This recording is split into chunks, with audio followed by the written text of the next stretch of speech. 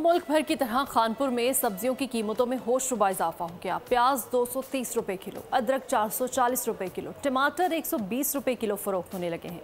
दिहाड़ीदार तबके के लिए 2 वक्त की रोटी पूरी करना भी मुश्किल हो गया है। मज़ीद जानेंगे नुमाइंदा बोल न्यूज़ राना नईम से। जी राना नईम, बताइएगा।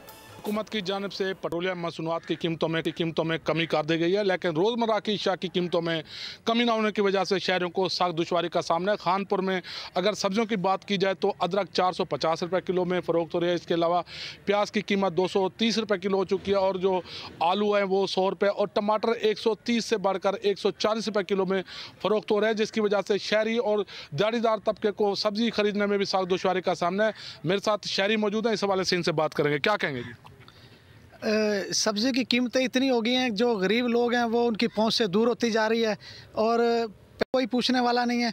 इसके बाईस जो सा कोई रेट में हर बंदे ने अपना मर्जी का रेट रखा हुआ है, जो जिसका जहां दाव लग रहा है गरीब को लूट रहा है। आप क्या कहें? जी बिल्कुल, मैं ये कहूँगा कि चेक एंड बैलेंस ना होने की वजह से ये एक मसनूई महंगाई है जो कि आवाम के ऊपर मसलत की गई है। मैं आला हुकाम से गुजारिश करता हूँ कि अपना चेक एंड बैलेंस को कायम करके गरीबों को खाने का हक दिया जाए।